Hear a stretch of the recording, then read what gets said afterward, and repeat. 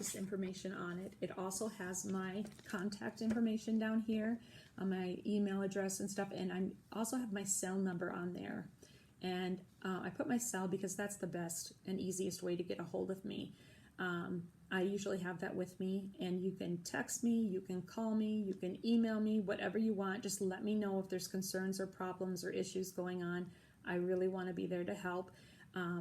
And again, it will be on the form, but just so you know, it's 515-408-3580. Again, 515-408-3580.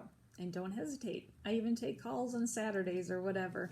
Whenever you think of it and you need the help, I'd be glad to help. I don't know, I mentioned the mask issue. I don't know if you guys are required to wear them or not.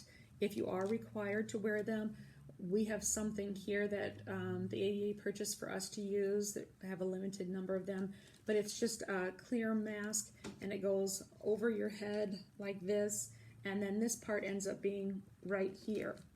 See, so they can still see your mouth and be able to read your lips, and they work very nicely, and they're actually pretty comfortable. I think they're less hot than the cloth masks myself. There are other versions of this too, but I worry about these students when the teachers have to wear the the masks, that they're really missing out on a lot of what's being said. And so if we need to, brainstorm on that, I'd be glad to help you with that. I'm going to move on to her system. And again, this is what it looks like. The on-off button is right here, and you just hold that down for 3 seconds. See that green light flashing? It will say Roger, and then it will go to a screen that looks like this. You don't need to worry about these two top icons. Just this one down here is pretty important, and that's the connect button. And again, that connects her wirelessly to her FM receivers to your microphone. You're going to want to hold it very close at the beginning of the day, touching your hearing aid, and you'll hit that connect button. And then it will search, and then it will tell you if it has found the device or not. Now, right now it says no device detected because I don't have a device on, but for her, it should say Roger, device detected, and I'll say that right on the screen. If for some reason it doesn't, it could mean that her battery is getting low in her hearing aid, and sometimes the batteries will stay strong enough to run a hearing aid, but when you add the FM, that's just too much, and it doesn't have enough power left in it. So if that happens, certainly have her switch out her battery, and when you put a fresh one in, try that again to connect. And sometimes you have to hold it at a different angle and hit that connect button, and it should connect. If it doesn't, please let me know, and I'll come check it out. You'll do the same thing to her other side. Hold it close and hit the connect. So if that can be kind of a morning routine, that would be great. If there's a day that you forgot to connect it and you're up there in front of the class and you're thinking, oh no, is she connected or not? You may want to try asking her a question or to do something that so that that she heard, she follows the direction. So I often have teachers turn with their face away, not looking at her, and say, Natalia, can you bring me that pencil on your desk? Or can you bring me the paper? A lot of times if you ask her what color are my shoes or my shirt, we used to try that in the past with her too, just to double check that the mic was connected, and she was so shy she didn't want to answer. But if you need her to bring you something, she's likely to do that. So certainly try that as a cross-check. That might be a good way to know that you are connected if you can't run over there and hold that by her ear. Now probably if you connect her at the beginning of the day, you're not going to have to do it throughout the rest of the day. Just somebody at the beginning of the day would be helpful. If she seems inattentive, like she's not paying attention, she's not understanding, it could be that she's not connected, so you may want to go up and try to connect it again. It doesn't matter how many times you hit connect. We just want to make sure that it's linked there. We want to get her to the point where she will advocate for herself and say, it's not working, I can't hear your voice, something like that. But I'm not sure, especially being shy at the beginning, that she will do that. So if you have questions about that, please let me know and I can walk you through it. Another button that's important is this button down at the bottom, and you press that in. You can see it turns red and flashing, and that is the mute button. You're going to want to use the mute button when you're having a private conversation, or you're talking to a student privately, or to another adult, or if you step out of the room to use the restroom, you're definitely going to want to use that mute. Just remember when you come back in to hit that button again, and that will unmute it, and it'll be ready to go. Now when you're taking on and putting this off, it's important again to use this snap here as opposed to pulling it out of here. We've had a lot of these straps break, and now the company is making us pay for a new strap every time. So if you can just leave that in, that would be great, and just disconnect and connect using that and putting it on that way. Now, when you put it on, we want the microphone to be about, I call it rule of thumb, about this far from your mouth. So if you put your middle finger on your chin and then your thumb right here, right in that vicinity, this top of this mic should be. So we want it to sit about here. And it has these dots here that are directional microphones, and they pick up your voice, which is above it.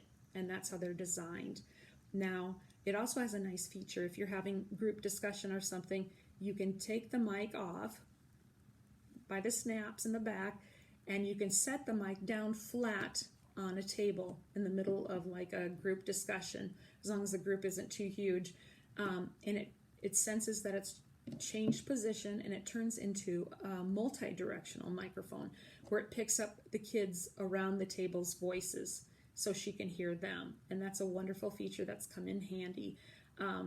So please keep that in mind. And you don't really have to hit a button or do anything. Just by setting it in that position, it turns multi-directional. When you pick it back up and put it on, now it senses that it's in this position, and it will turn back into a directional mic instead of a multi-directional mic.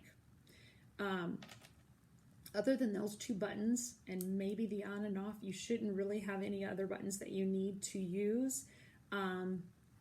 If you feel like something got hit accidentally, let me know and I can help you get it back to this screen, because there are other screens on here. The screen will go to sleep after a minute or two if you're not using any of the buttons. So you just tap that on-off button and the screen will pop up again.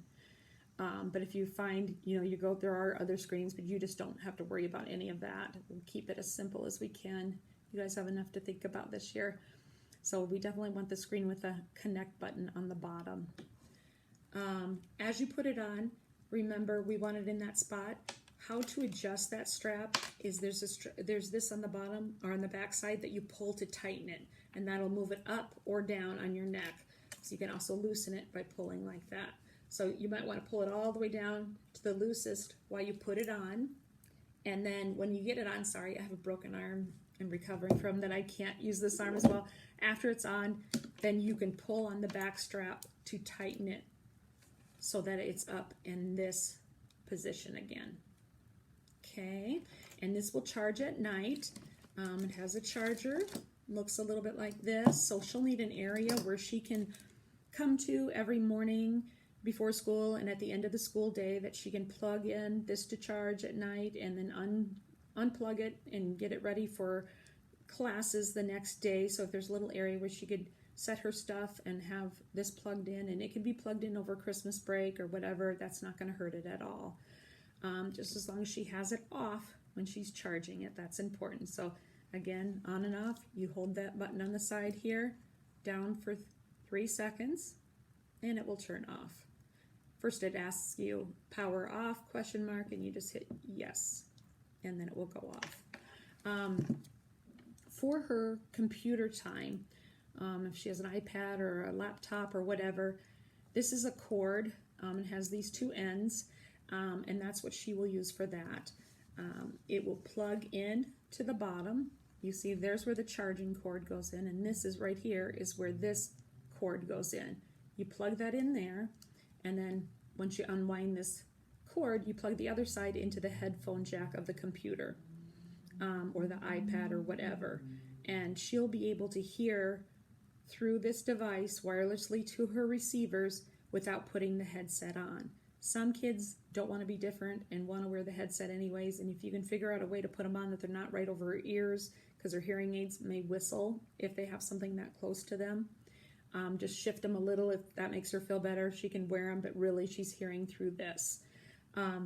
If you are doing some kind of presentation where you have videos, movie, or whatever, and you're wanting to stand up use the whiteboard, things like that, you can actually plug this into your computer instead of just putting your microphone close to the computer and hoping it goes through clearly. So she can plug one end into, or you can, one end into here, and then the other end would be to your headphone jack. Now sometimes if you're doing that for the classroom, you have speakers hooked up, you have the speakers plugged in already to that jack. So let me know if that's the situation. We can get you a splitter so that it will plug in there, and it'll have two off spouts that you can plug in hers and then your speaker one at the same time. I'd be glad to get you one of those. Just let me know. All right. Other than that, I believe that is about it. I would like to come towards the first day of school or first couple days of school just to check on things and see how they're going. Make sure there's no questions or problems. Make sure she's connected and everything sounds okay. Her batteries will look like, 1 minute here.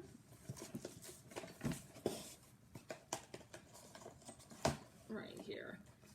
Kind of box comes like this, and then here are her batteries.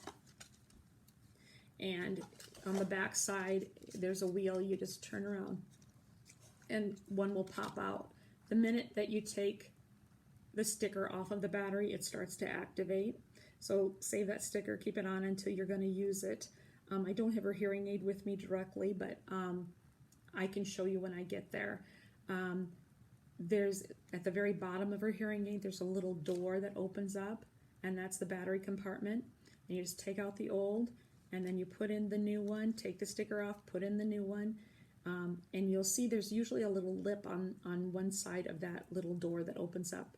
And that little lip, you want to put it in there so that the plus sign on the battery is up, and the lip is on the bottom of the door.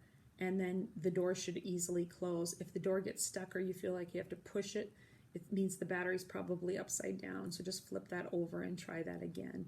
And again, that's something I can show when I come. I don't know if she's gotten more used to changing her own batteries over the summer or not. That's something I'll try to ask Mom about and find more information about. But when she starts getting low on her batteries, please let us know so that we can make sure we have more there. So she does not run out, and I can even run you a pack until your order comes in if needed. And oh, she does already have a splitter in there, so if you want to keep that, oh, and she's got 2 of these cords, so you may want to keep that connected to your computer or connected to her cord, whatever works. But there is a splitter in there that you can use. Hopefully you have a really good first day and first week, and like I said, I'm going to try to be there as soon as I can.